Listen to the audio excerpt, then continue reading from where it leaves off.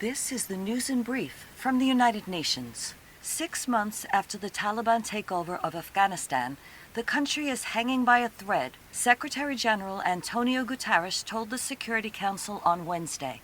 He said that Afghans face a brutal winter with families huddled in makeshift tents under plastic sheets and described overcrowded clinics, skyrocketing fuel prices pushing hospital generators to the brink, and education services teetering on collapse. And as the worst drought in 2 decades is pushing 9 million closer to famine, the economy is spiraling downward, and human rights are losing ground, particularly for women and girls. When it comes to complex humanitarian emergencies, the UN chief said that Afghanistan is as bad as it gets. He also stressed the need to jumpstart the country's economy through increased liquidity and called on the Taliban to recognize and protect fundamental human rights. As a matter of moral responsibility and regional and global security and prosperity, we cannot abandon the people of Afghanistan. They need peace, they need hope, they need help, and they need it now.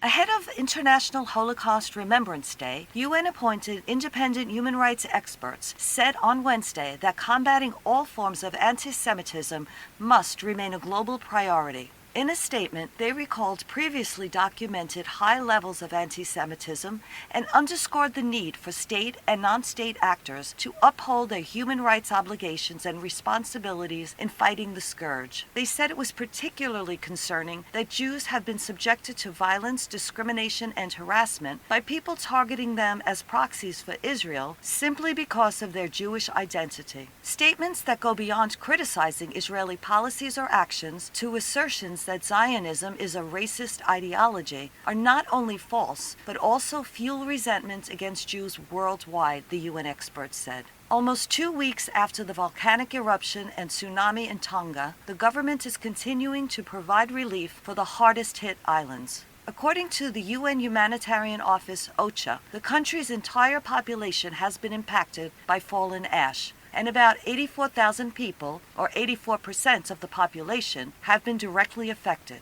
Disrupted communication lines, which were initially hard to reach, are being visited by assessment teams and gradually reestablished. And while some 3,000 people had to seek shelter on higher ground in the immediate aftermath, the vast majority have now returned home. Access to safe water is the chief humanitarian concern, as many reservoirs have been contaminated and need to be cleaned. Tonga remains COVID-free, and the government operates strict protocols, requesting that all international support be delivered in a contactless manner. Excluding water, relief supplies are being held in quarantine for a period of 72 hours. Liz Scafidi, UN News.